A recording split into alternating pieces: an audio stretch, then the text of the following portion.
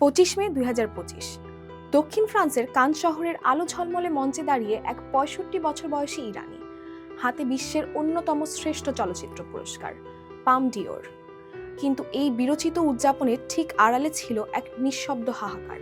তিনি যখন মঞ্চে পুরস্কার নিচ্ছেন, তেহরানের আদালতের টেবিলে তখন তার নামে লেখা হচ্ছে 1 বছরের নতুন কারাদণ্ড আর দেশত্যাগের নিষেধাজ্ঞা। জাফর পানাহি একবিংশ শতাব্দীর এক অদ্ভুত শিল্পসত্তা, যিনি মুক্ত বিশ্বের কাছে একজন লেজেন্ড আর নিজ ভূখণ্ডের আইনে একজন প্রোপাগ্যান্ডিস্ট।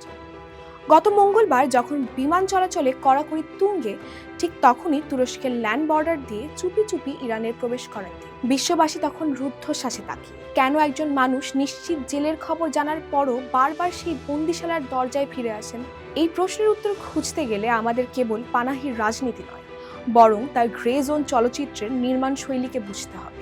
জাফর পানাহির সিনেমা কোনো উচ্চস্বরের স্লোগান নয়, এটি প্রাত্যহিক জীবনের ক্ষুদ্রতম ধূসর মুহূর্তগুলোর এক জটিল সংকলন। নজরদারির মাঝে রাস্তার ছোট আড্ডা, প্রাত্যহিক লড়াই আর থমকে যাওয়া নিস্তব্ধতা, এই নিয়েই তার কারুকার্য।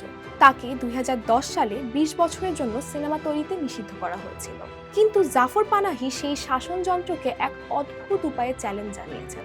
তিনি কখনো কেকের ভেতরে USB ড্রাইভে ভরে বিদেশে সিনেমা পাঠিয়েছেন, কখনো তার অ্যাপার্টমেন্টের ড্রয়িং রুমকেই সেট বানিয়েছেন। রাষ্ট্র তাকে বলেছে ক্যামেরা ধরা বারণ, তিনি উত্তর দিয়েছেন এটা তো সিনেমা নয়। তার সেই জগৎটাই এমন যেখানে সৃজনশীলতা আর সেন্সরশিপ একই টেবিলে লড়াই করে। তার সিনেমা নির্মাণে যানবাহন বা ভেহিকেল এক অদ্ভুত গুরুত্বপূর্ণ চরিত্র। তার ট্যাক্সি কিংবা নো বেয়ার্স ছবির দিকে তাকালে দেখা যায় একটি চলন্ত গাড়ি বা মোটরসাইকেলই তার নিরাপদ থিয়েটার। কারণ বর্তমান ইরানের সামাজিক বাস্তবতায় একটি গাড়ির ভেতরেই পাবলিক এবং প্রাইভেট জীবনের সীমানা একে অপরের সাথে মেশে। গাড়ির স্টিয়ারিং হাতে তিনি সমাজ আর শাসনযন্ত্রকে আয়নার সামনে এসে দাঁড় করিয়ে দেন। তার সর্বশেষ পুরস্কারজয়ী কাজ ইট ওয়াজ জাস্ট অ্যান অ্যাক্সিডেন্টে তিনি দেখিয়েছেন 5 জন সাধারণ মানুষের এক ট্র্যাজিক গল্প, যেখানে উঠে এসেছে নির্যাতনের অন্ধকার বয়ান। নিউ ইয়র্কের গথাম অ্যাওয়ার্ডসে যখন তাকে বেস্ট ডিরেক্টর হিসেবে সম্মাননা জানানো হচ্ছিল, তখন কয়েক ঘন্টা আগে তেহরানের আদালত তাকে প্রোপাগান্ডা গেইনস্ট দি সিস্টেমের দায়ে 1 বছরের কারাদণ্ড দেয়।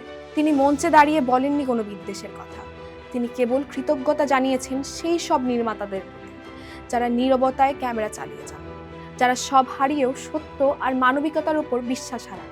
বিদেশের কোনো আভিজাত্য বা নিরাপদ জীবন পানাহিকে কখনো আকর্ষণ করতে পারেনি। লস অ্যাঞ্জেলেসে এক নির্বাসিত প্রৌঢ় তাকে অনুরোধ করেছিলেন ফিরে না যেতে। পানাহি সোজাসুজি বলেছিলেন, আমি ইরানের বাইরে বাঁচব না, খাপ খাইয়ে নিতেও পারবো না অন্য কোথাও। তার কাছে রাজপথের উপর রাষ্ট্র যে চোখ রাঙানি দিয়ে রেখেছে, তাকে ক্যামেরায় ফুটিয়ে তোলাই বেঁচে থাকার সার্থকতা। তিনি জানেন শাসন ব্যবস্থা নতুন করে তাকে কারারুদ্ধ করার জন্য হাত বাড়িয়ে আছে, কিন্তু পানাহির জেদ তার চাইতেও বিশাল। এই 2 বছর কারাদণ্ড কিংবা নিষেধাজ্ঞা কেবলই সময়ের একটি কৌশলগত বিরতি মাত্র। পানাহি আজ আবার ইরানে ফিরে এসেছেন কারণ তিনি মনে করেন তার মৌলিক সংগ্রাম সেই মাটির সাথেই যুক্ত। জাফর পানাহির প্রতিটি পুরস্কার, প্রতিটি দণ্ড আমাদের এই সত্যটির মুখোমুখি দাঁড় করিয়ে দেয় যে একটি শিল্পকে হয়তো সেন্সর করা যায়, কিন্তু তার প্রভাবকে মরীচিকার মতো মুছে ফেলা অসম্ভব। জাফর পানাহি আজ প্রমাণ করেছেন এই ছায়াযুদ্ধে শেষ পর্যন্ত বিজয় কার হবে তার নির্ধারণ হয় না কার হাতে কত শক্তি আছে তা দিয়ে, বরং নির্ধারিত হয় কার জেদ কত গভীর প্রথিত।